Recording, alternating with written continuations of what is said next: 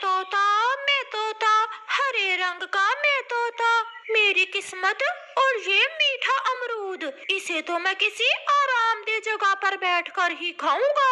वहाँ वहाँ ऊंचे पेड़ पर बैठकर खाता हूँ मैं ये मीठा मीठा अमरूद। ऐसा सोचते हुए मिट्ठू अपना पका हुआ अमरूद लेकर ऊंचे पेड़ पर चला जाता है।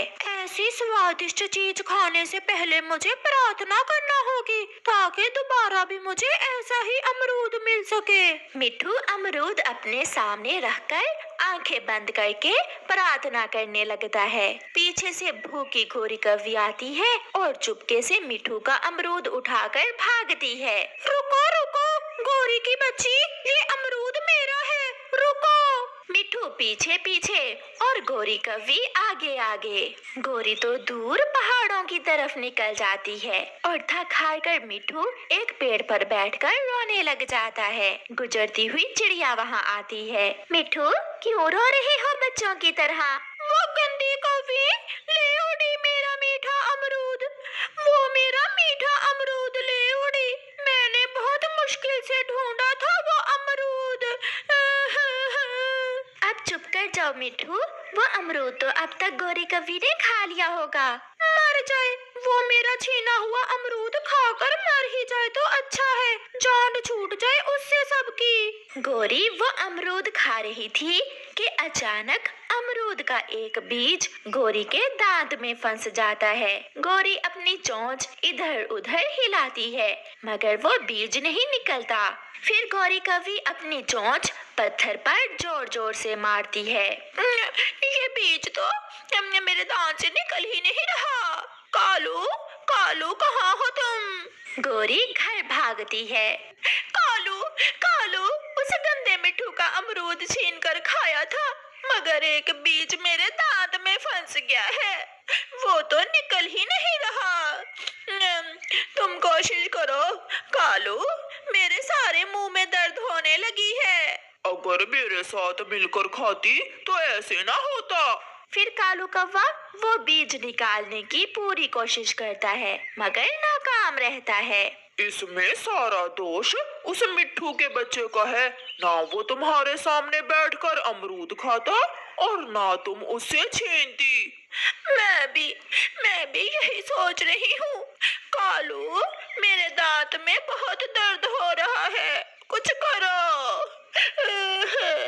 ऐसा ही दर्द मैं मिट्ठू के दांत में भी करूँगा।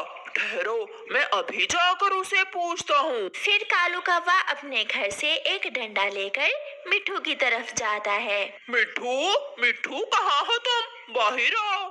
ये तो कालू कौवा है। इन बुरे पक्षियों से आप दूर ही रहा करें, ये बहुत बुरे हैं। लगता है उन कौवों को गलती का एहसास हो गया है, शायद वो मुझसे माफी मांगने आया है अपनी पत्नी की तरफ से। मैं जाकर बात करता हूँ। फिर मिट्ठू घर से बाहर निकलता है। तेरी ऐसी की तैसी, ऐसा कहते हुए कालू कौवा मिट्ठू को मारने लगता है। बचाओ बचाओ, कोई मुझे कालू कौवे से बचाओ। शोर सुनकर मिट्ठू की पत्नी हरियाली भी घर से बाहर आ जाती है। चिड़िया और कबूतर भी वहाँ आ जाते हैं। छोड़ो छोड़ो, मिट्ठू को छोड़ो। फिर कालू कौवा मिट्ठू को छोड़ देता है। हुआ क्या है, आप दोनों क्यों लड़ रहे हैं? लड़ कब रहे हैं? ये मार रहा है मुझे और मुझे तो मालूम ही नहीं कि ये मुझे क्यों मार रहा है। आप इसी से पूछ ले कि ये मुझे क्यों मार रहा है। मेरी पत्नी के दांत में दर्द है। तो इसमें मेरा क्या दोष है? दोष है उसके दांत में उसी अमरूद का बीज फंसा हुआ है जो अमरूद गोरी तुमसे छीन कर ले गई थी। ना तुम सामने पेड़ पर बैठकर अमरूद खाते और ना मेरी पत्नी के दांत में अमरूद का बीज फंसता। कालू ये भी कोई बात हुई? उल्टा चोर कोतवाल को डांटे। ये जुर्म तो बहुत बड़ा किया है मैंने, जो तुम्हारी पत्नी के सामने बैठकर अमरूद खाया है। कमजोर तोते चुप कर जाओ। तुम्हारे जैसे बुरे कौवे बातों से नहीं समझते। सच ही कहा है किसी ने कि लातों के भूत बातों से नहीं समझते। फिर हरियाली तोती ऊंचे पेड़ पर बैठकर अपनी जाति के तोतों को आवाज देती है। देखते ही देखते आसमान नीले से हरा हो जाता है और वहाँ तोते ही तोते जमा हो जाते हैं। मारो, इसे मारो, इस बुरे कौवे ने मेरे पति को बहुत मारा है। चिड़िया बचा लो मुझे, चिड़िया बचा लो मुझे। तुम्हारा पिटना बहुत जरूरी है कालू कौवे। फिर वो तोते मिलकर अपनी तेज चोंचे मार मार कर कालू कौवे का बुरा हाल कर देते हैं। कालू कौवा रोता हुआ घर जाता है। कालू जी, क्या हुआ? तुम रो क्यों रहे हो? गोरी, मेरे दांत में भी दर्द है। बहुत मारा है उन हरे तोतों ने मिलकर मुझे, बहुत मारा है। यहाँ भी मारा है। मर गया, हाय मैं मर गया।